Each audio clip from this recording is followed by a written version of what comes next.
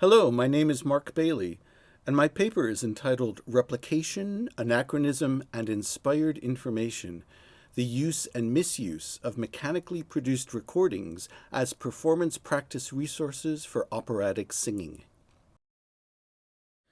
The October 20, 1903 edition of La Lombardilla reported that French operatic composer Jules Massenet listened to a series of recordings of the famous tenor Francesco Tamagno, as well as some other singers, and was thoroughly impressed by what he heard. Referring to one of Tamagno's recordings, quote, Massenet was fascinated with Tamagno's rendering of a phrase out of Hérodiade, which was reproduced on a gramophonic record. The French composer, having become enthusiastic about the great singer, admired the perfect individuality and characteristicness of the reproduction of his voice. End quote. In this instance, the artistry of the singer spoke meaningfully in spite of any limitations we now may associate with early recordings. Here is a sample of how the acoustical recording mechanism captured Tamagno's voice in 1903, even though he was in poor health, as he sings the Esultate from Verdi's Otello, a role that Tamagno created.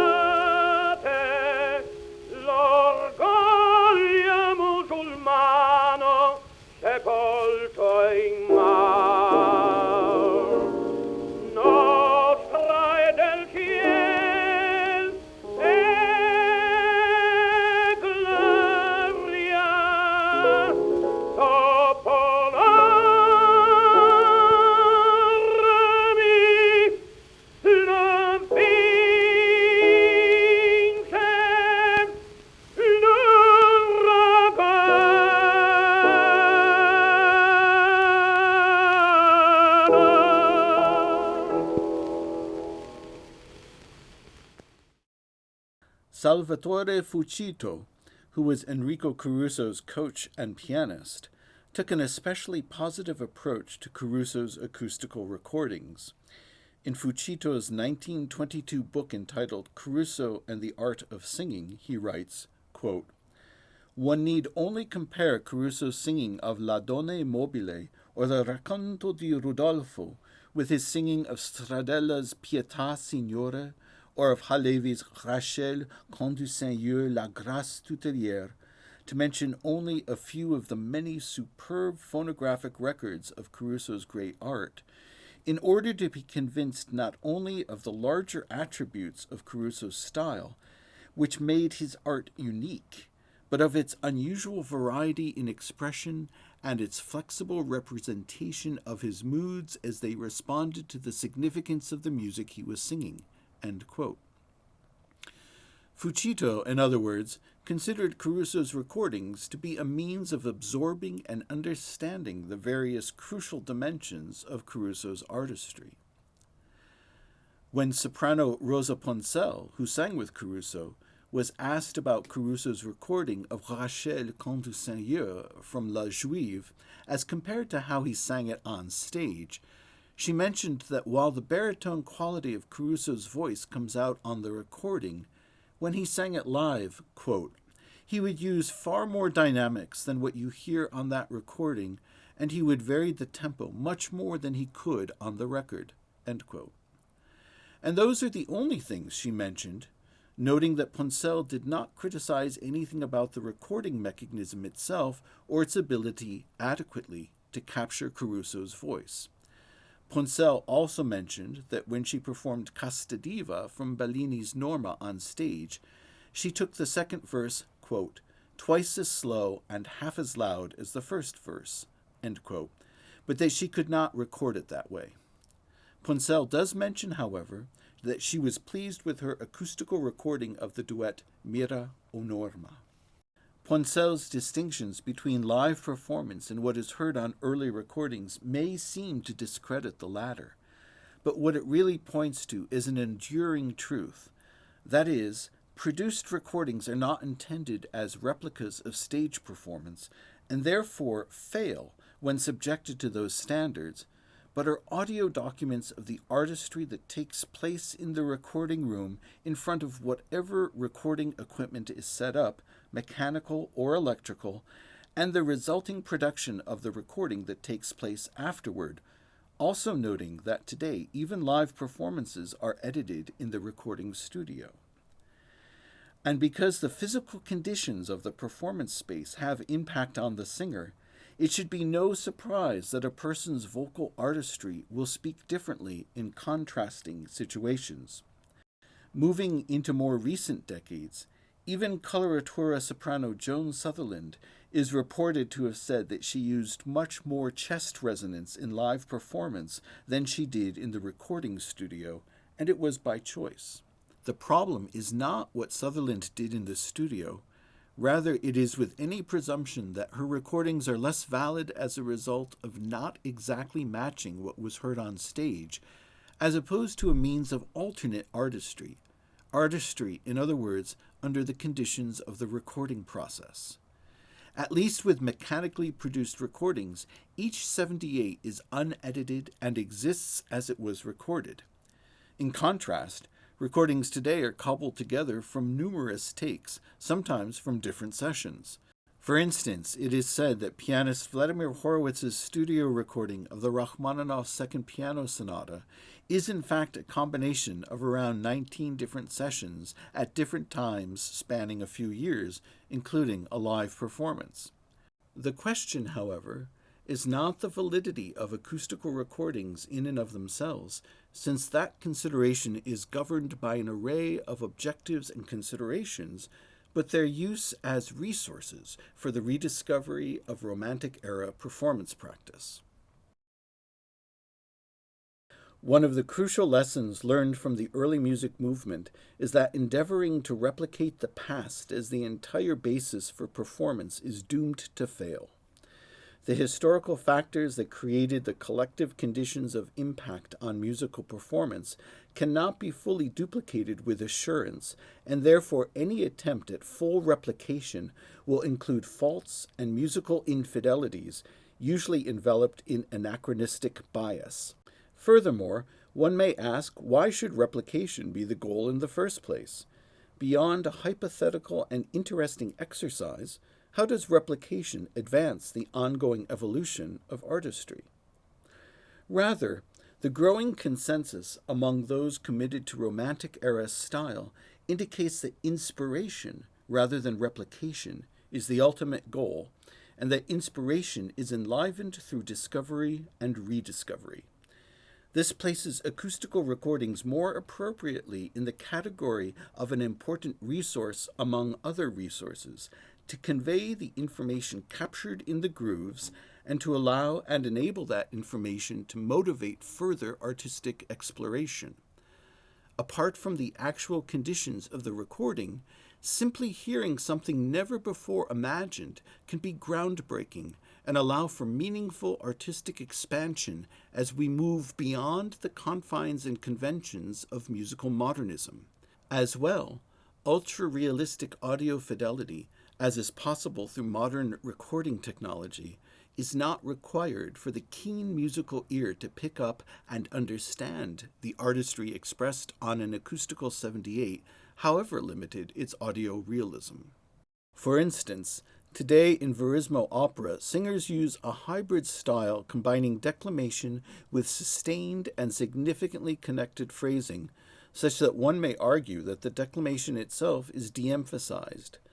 Paolo Tuzzo, however, among other tenors, recorded Vesti la Giuba from Leoncavallo's Pagliacci in 1914 when singers were still embracing declamation as a new technique. One can hear in this recording how Tuzzo almost speaks the opening lines of the aria, as if pitch was added for emphasis and dramatic effect to the text's natural rhythm and cadence.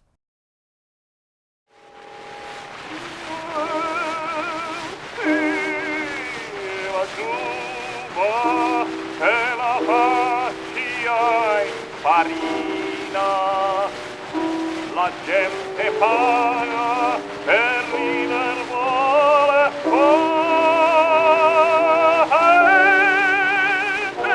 Arlecchino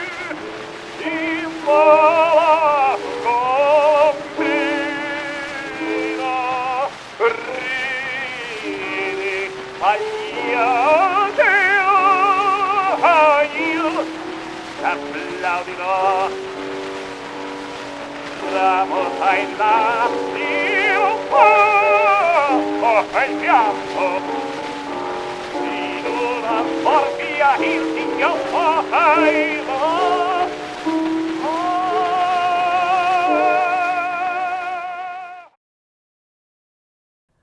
What does it mean, therefore, that mechanically produced recordings are a resource of inspiration, and what should be taken into account so that they advance rather than hinder the flow of stylistic rediscovery and exploration?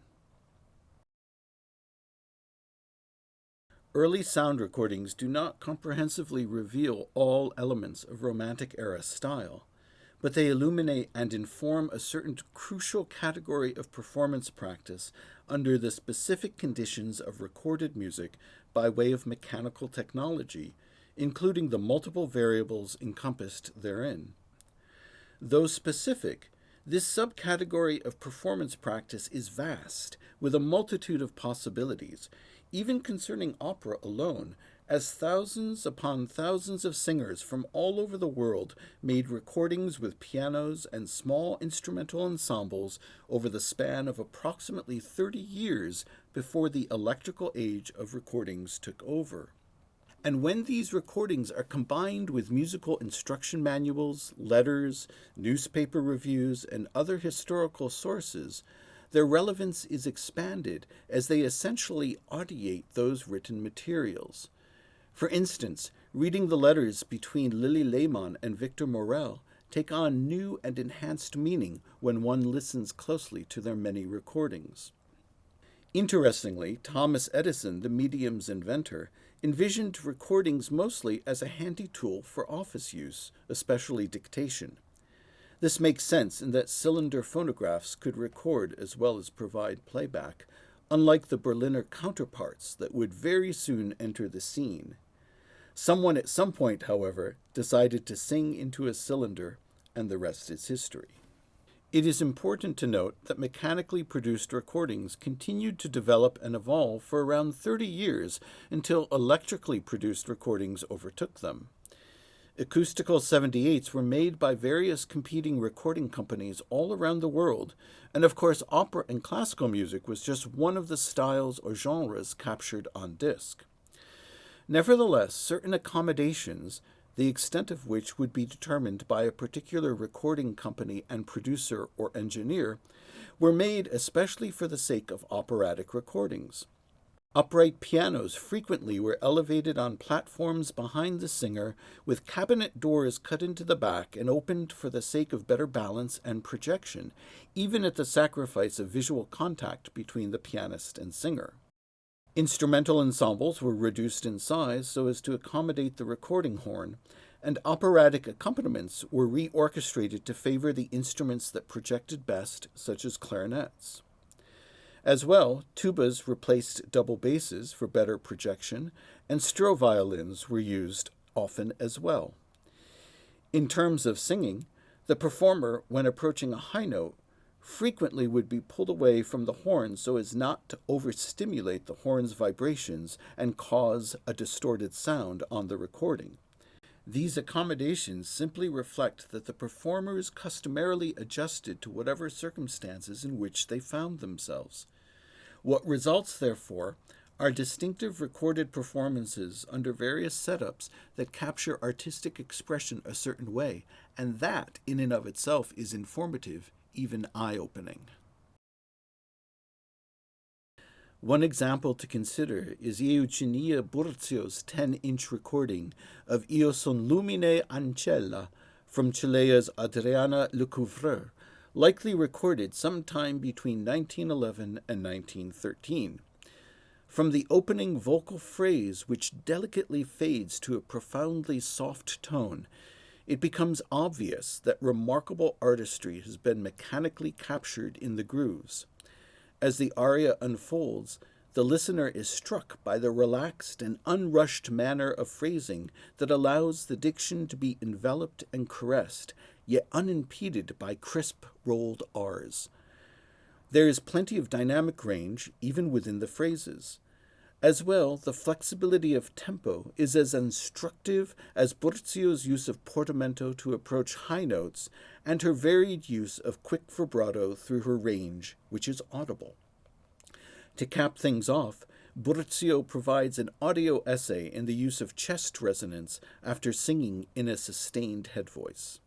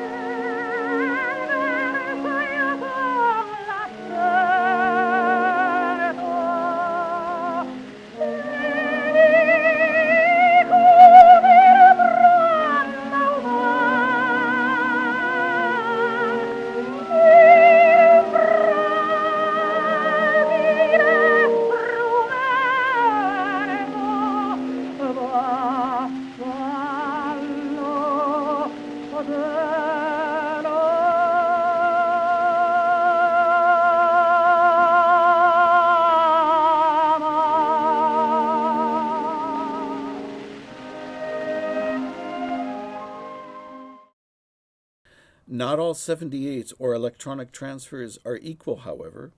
It's critical to assess the A the singer used and choose the right speed, as these discs often do not play at 78 RPMs. The listener also should assign an ideally sized stylus to bring out the presence and range in the vocal sound, and when possible, listen in a dedicated audio studio or through uncondensed files with high-quality audio equipment. In other words, the average YouTube recording is fine for quick reference, but highly insufficient for close listening. Another example is soprano Frances Saville's rare 1902 10-inch recording of the Doll Song from Offenbach's Tales of Hoffmann. Rather than relying on vocal fireworks to carry the aria, this recording also conveys Saville's thoughtful musicality blended with coloratura articulation. To begin, her tempo allows for a genuine waltz-like feel, and her phrasing is contrasted through tempo variation and flexibility. In other words, a palette of expression, rather than just quick vocal display, engages the ear. True, if the listener were in the room with Saville, that person would hear more, though even in an opera house, where a person is seated significantly affects how the singer is heard. But the point is that enough is heard on the 78 to reimagine the past and inform or even reshape modernist interpretation of this aria.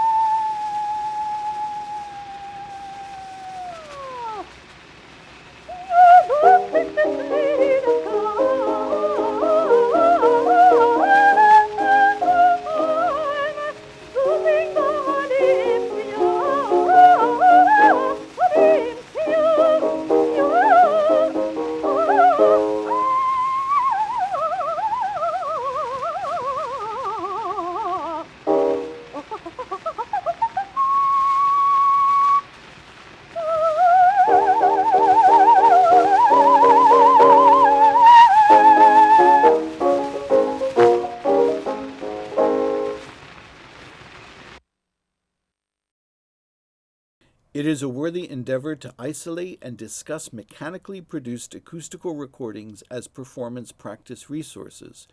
But the reality is that these discs today, as informational and even inspirational resources, exist not in contrast to, but alongside, electrical 78s, radio transcription discs of live broadcasts, and private pressings. All of these recordings are available to illuminate Romantic-era style. In fact, some singers, such as Rosa Poncel, engaged in all three types.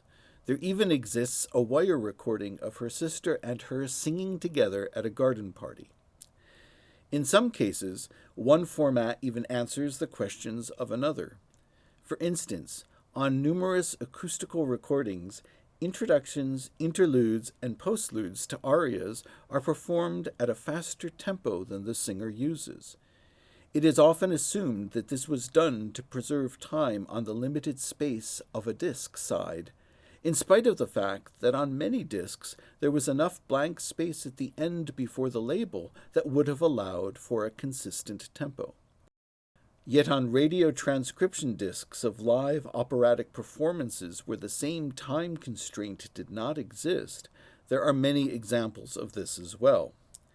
The evidence, therefore, strongly suggests that this manner of tempo variation was not a reflection of the limitations of acoustical recordings per se, but an actual performance practice of the time.